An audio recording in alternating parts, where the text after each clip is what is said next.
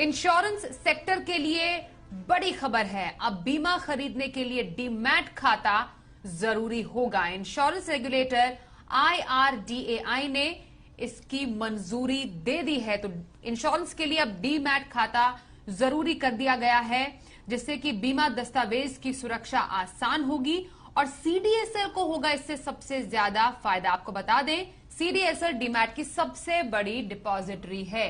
इस खबर पर और ज्यादा डिटेल्स के लिए हमारे साथ जी मीडिया संवाददाता अनुराग शाह है। अनुराग, ये तो बहुत बड़ी खबर है इंश्योरेंस सेक्टर के लिए कि अब बीमा खरीदने के लिए आपको डीमैट खाता होना जरूरी है। जरा इसके मायने समझाएं।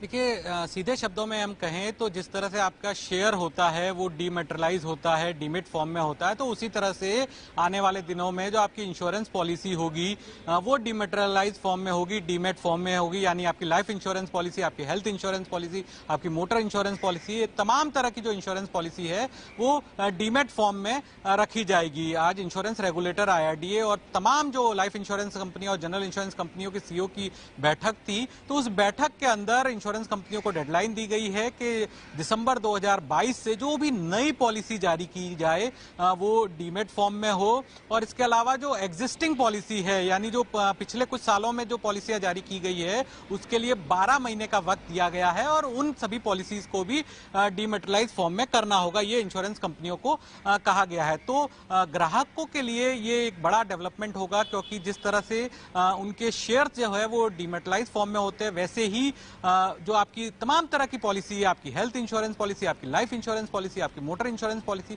तमाम एक ही जगह पे होगी। वो फिजिकल फॉर्म की जगह डीमेटेरियलाइज फॉर्म में होगी। आप वहां पर जो भी बदलाव करने होते हैं वो ई इंश्योरेंस अकाउंट में जाके उसमें बदलाव कर पाएंगे। नॉमिनी चेंज से लेके तमाम चीजें उसको किया जा सकेगा। आपकी इंश्योरेंस पॉलिसी के अगेंस्ट आप लोन ले पाएंगे। सिर्फ जो शेयर और इंश्योरेंस पॉलिसी में फर्क ये रहेगा कि शेयर्स को आप बेच सकते हैं, खरीद सकते हैं, लेकिन यहां पर जो डीमेट फॉर्म में पॉलिसी होगी उसे बेचा या खरीदा नहीं जा सकता। तो काफी बड़ा डेवलपमेंट है ये इंश्योरेंस स्पेस के अंदर, जहां पर भविष्य में आने वाली जो पॉलिसीज होगी वो डीमेट फॉर्म में होगी। और जैसा कि हमने कुछ दिन पहले बताया था कि इंश्योरेंस के अंदर, नॉन लाइफ इंश्योरेंस के अंदर KYC भी जरूरी होने जा रही है 1 नवंबर से, तो उसके साथ ही इसको और ज्यादा एक मोमेंटम मिलेगा डीमेट फॉर्म में करने का। और जो 4 रिपोजिटरी कंपनीज है, CDSL, NSDL, कार्वी और कैम्स, उनको काफी बड़ा कारोबार मिलेगा, क्योंकि जो डीमेटेरियलाइज फॉर्म में ये इंश्योरेंस पॉलिसियां रखी जाएगी